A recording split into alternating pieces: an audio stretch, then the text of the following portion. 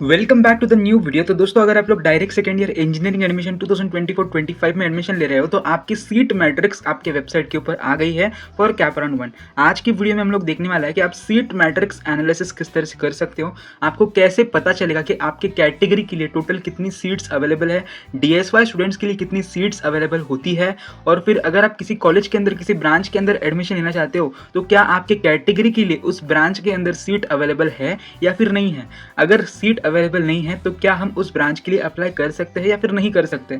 ये सारे सवालों के जवाब आज की वीडियो में हम लोग डिस्कस करने वाले हैं। तो सबसे पहला पेज आपका ये रहा सीट मैट्रिक्स का। यहाँ पे जैसा कि आप लोग देख सकते हो, आपका जो सीट रिजर्वेशन होता है फॉर लैटरल एंट्री वो 10% होता है। यानी सपोज ऐसा मान लेते हैं कि सपोज एक कॉलेज है और उसके अंदर एक ब्रांच है, उस ब्रांच के अंदर टोटल 80 सीट्स है, ठीक है, और उन 80 में से जो 10% होता है यानी कि 8 सीट्स वो डायरेक्ट सेकेंड ईयर वाले स्टूडेंट्स के लिए होती है, और जो बची हुई सीट्स होती है वो फर्स्ट ईयर वाले स्टूडेंट्स के लिए होती है, ठीक है। तो कुछ इस तरह से आपको सीट रिजर्वेशन रहता है। जो भी कॉलेज में आप एडमिशन लेना चाहते हो, जिस ब्रांच में भी, उसका 10%, ठीक है, जितने भी सीट्स अवेलेबल है उसका 10%, और उस 10% को भी किस तरह से डिवाइड किया जाता है हर एक कैटेगरी में वो आप लोग यहाँ पे देख सकते हो, ठीक है। जनरल के लिए 40%, देन एससी के लिए 13%, ओबीसी के लिए यहाँ पे 19% है। कुछ इस तरह से आपको सीट रिजर्वेशन दिया गया होता है, और इस बार तो एससीबीसी भी ऐड कर दिया गया है जिसको 10% सीट रिजर्वेशन है, ठीक है। देन लेजेंड्स आप देख सकते हो, यहाँ पे आपको कुछ शॉर्ट फॉर्म्स दिए हैं और उसके लॉन्ग फॉर्म्स दिए हैं। ये आपको सीट मैट्रिक्स के अंदर देखने को मिलेगा, इसलिए आपको ये ऊपर ही दिया गया है। तो यहाँ पे सबसे पहले हम लोग पहला ही कॉलेज एग्जाम्पल ले लेते हैं। अभी सपोज ये कॉलेज आपको देखने को मिल रहा होगा। सबसे पहले तो मैट्रिक्स आपका कुछ इस तरह से होता है, सीट मैट्रिक्स, ठीक है। सीट मैट्रिक्स में अभी सबसे पहले आपको क्या चेक करना है, सबसे ऊपर तो आपको दिया गया होता है सीरियल नंबर क्या है, फिर institute code and name, institute का क्या कोड है, जैसा कि आप लोग यहाँ पे देख सकते हो 1002 ये इंस्टीट्यूट का कोड है। उसके बाद आपको कॉलेज का नाम दिया गया है, ये कॉलेज है, ठीक है। चॉइस कोड आप देख सकते हो। अभी चॉइस कोड हर एक कॉलेज में हर एक ब्रांच के लिए यूनिक होता है, ठीक है। यानी कि कॉलेज और ब्रांच का जो कॉम्बिनेशन है उसका एक सेपरेट चॉइस कोड होता है। हर एक कॉलेज में हर एक ब्रांच के लिए यूनिक चॉइस कोड है। यानी कि जब आप ऑप्शन फॉर्म फिल करते हो तो आप चॉइस कोड के थ्रू भी सर्च कर सकते हो कि अगर आप किसी ब्रांच के अंदर एडमिशन लेना चाहते हो तो आप चॉइस कोड के थ्रू भी सर्च कर सकते हो, ठीक है। तो आप चॉइस कोड भी कंसिडर कर सकते हो जब आप ऑप्शन फॉर्म फिल करते हो। देन आपको कोर्स नेम दिया गया है, यानी कौन सी ब्रांच है। तो सबसे पहले जैसा कि आपको यहाँ पे दिया गया है, ये है government college of engineering Amravati, और उसका सिविल इंजीनियरिंग उस कॉलेज में का, ठीक है, उसका सीट मैट्रिक्स आपको यहाँ पे सबसे पहले देखने को मिल रहा होगा। यहाँ पे आप देख सकते हो कि ये जो कॉलेज है उसका स्टेटस क्या है। ये कॉलेज जो है गवर्नमेंट है और एटोनॉमस भी है। देन यहाँ पे नेक्स्ट आपको दिया गया है vacant seats with in SI.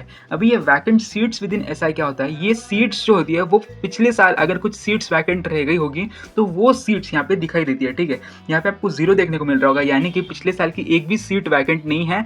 आपको जो यहाँ पे सीट दिए गए हैं लैटरल एंट्री के लिए वो 6 है। यानी कि जो government college of engineering Amravati है उसमें टोटल 60 सीट्स होगी, ठीक है, 60 सीट्स होगी, और उसमें से जो 10% है, ठीक है, यानी कि इसका जो 10% होगा वो होगा 6 सीट्स। अभी ये 6 सीट्स जो है वो डायरेक्ट सेकेंड ईयर इंजीनियरिंग वाले स्टूडेंट्स को रहती है, ठीक है। तो सिविल इंजीनियरिंग में आप देख सकते हो 6 सीट्स आपको दी गई है, और उन 6 सीट्स को भी किस तरह से डिवाइड किया गया है हर एक कैटेगरी में वो आप यहाँ पे देख सकते हो। सबसे पहले तो नॉन माइनॉरिटी सीट्स आपको 8 देखने को मिल रही होगी, माइनॉरिटी सीट्स 0 है।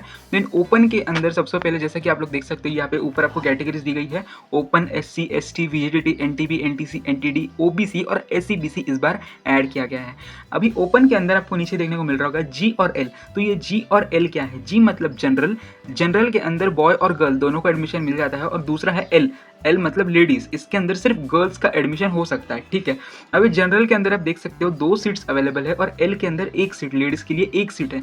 यानी कि इधर कैसे कैसे कॉम्बिनेशंस हो सकते हैं। एक लड़की तो कंपलसरी होगी, ठीक है, क्योंकि एल के लिए 1 सीट यहाँ पे दी गई है, और ये जो 2 जी के सीट्स है उसमें 2 लड़के भी हो सकते हैं, 2 लड़कियां भी हो सकती है, या फिर 1 लड़का 1 लड़की, या फिर 1 लड़की 1 लड़का, ठीक है, ऐसा कॉम्बिनेशन हो सकता है। तो इसमें एक लड़की कंपलसरी रहेगी क्योंकि लेडीज के लिए 1 सीट है, ठीक है। तो आई होप आपको ये समझ गया होगा। देन एससी के लिए भी आप देख सकते हो सिमिलरली आपको जी और एल दिया गया है, जनरल और लेडीज। जनरल में 1 सीट अवेलेबल है, तो ये किसी को भी लग सकती है, बॉय या फिर गर्ल, जिसके परसेंटेज ज़्यादा होंगे उसे ये सीट अलॉट होगी, ठीक है। देन एसटी में आप देख सकते हो एल में सिर्फ लेडीज को 1 सीट दी गई है। देन वीजीडीटी में 0 सीट्स है, एनटीबी, एनटीसी, एनटीडी के लिए 0 सीट्स दिए गए हैं, ओबीसी में लेडीज को 1 सीट है, एसईबीसी में 1 सीट है जनरल के लिए, ठीक है। यहाँ पे आप देख सकते हो आपको ये सारी कैटेगरीज दी गई है, SC, ST, VJTT, NTB, NTC, NTD, OBC, SEBC.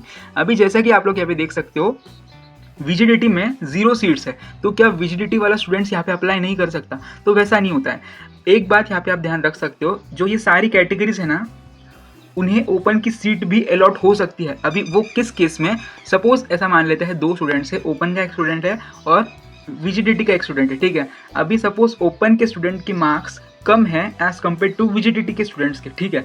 तो ये जो ओपन की सीट है ना, वो वीजीडीटी वाले स्टूडेंट को अलॉट होगी, ठीक है, बट उसकी जो कैटेगरी है वही रहेगी, ठीक है। तो आई होप आपको ये क्लियर हो रहा होगा। तो इसका ऐसा मतलब नहीं होता है कि सपोज मेरी कैटेगरी के लिए तो सीट अवेलेबल नहीं है तो क्या मैं ये कॉलेज ना डालूँ, ऐसा नहीं होता है। आपको ओपन की सीट भी अलॉट हो सकती है अगर आपके परसेंटेज अच्छे खासे हो तो, ठीक है। इसलिए आप ट्राई तो कर ही सकते हो, ठीक है। ऐसा नहीं है आप बिल्कुल ट्राई नहीं कर सकते, ट्राई कर सकते हो। अगर आपके परसेंटेज अच्छे होंगे as compared to open candidate, तो आपको ये सीट अलॉट हो सकती है, ठीक है। देन नेक्स्ट आप देख सकते हो यहाँ पे आपको पीडब्ल्यूडी सीट्स देखने को मिल रहा होगा, 0 है। तो पीडब्ल्यूडी के लिए कोई स्पेशल रिजर्वेशन नहीं है। इसका मतलब ऐसा नहीं है कि पीडब्ल्यूडी वाले कैंडिडेट्स इसके लिए अप्लाई नहीं कर सकते, आपको ओपन की सीट भी अलॉट हो सकती है, तो आप ट्राई तो कर ही सकते हो। देन डीईएफ आपको दिया गया है, total seats for defence. Defence के लिए 0 सीट्स है, रिजर्वेशन स्पेशल नहीं है, तो फिर भी आप अप्लाई कर सकते हो, क्योंकि अगर आपके परसेंटेज अच्छे होंगे तो आपको ओपन की सीट भी अलॉट हो सकती है, ठीक है। देन आपको नेक्स्ट दिया गया है ईडब्ल्यूएस। अभी ईडब्ल्यूएस में आप देख सकते हो कैलकुलेट ईडब्ल्यूएस का 1 सीट है और carry forward first year EWS vacancy from academic year 2023-24, यानी कि पिछले साल का अगर 1 सीट वैकेंट रह गया होगा तो यहाँ पे आपको देखने को मिल रहा होगा टोटल 2 सीट्स ईडब्ल्यूएस कैंडिडेट्स के लिए अवेलेबल है। तो ये जो ओपन वाले स्टूडेंट्स है वही ईडब्ल्यूएस के अंदर आ जाते हैं। तो कुछ इस तरह से आपको ये 6 सीट्स हर एक कैटेगरी में डिवाइड की गई है in the form of seat matrix, इसलिए इसे सीट मैट्रिक्स कहा जाता है, ठीक है। ये जो सीट्स होती है वो मैट्रिक्स की फॉर्म में आपको दी जाती है, इसलिए इसे सीट मैट्रिक्स कहा जाता है। तो आई होप आपको समझ गया हो कि आप सीट मैट्रिक्स इस तरह से स्टडी कर सकते हो। अगर आपको सीट मैट्रिक्स से रिलेटेड कुछ डाउट हो तो वैसे आप कमेंट्स के अंदर पूछ सकते हो। देन इसके बाद आपको ऑप्शन फॉर्म वगैरह कैसे फिल करना है इसके ऊपर भी मैं डिटेल में वीडियो बना रहा हूँ, तो आप चैनल को सब्सक्राइब कर दीजिए, व्हाट्सएप ग्रुप ज्वाइन कर लीजिए, क्योंकि जैसे जैसे आपकी आगे की प्रोसेस होती है वैसे वैसे आपको व्हाट्सएप ग्रुप के अंदर अपडेट्स दे दिए जाएंगे, इसलिए आप लोग व्हाट्सएप ग्रुप ज्वाइन कर सकते हो। वीडियो को अभी तक लगेंगे तो लाइक कर दीजिए, चैनल को सब्सक्राइब कर दीजिए, व्हाट्सएप ग्रुप ज्वाइन कर लीजिए। तो मिलते हैं नए वीडियो में नए अपडेट के साथ।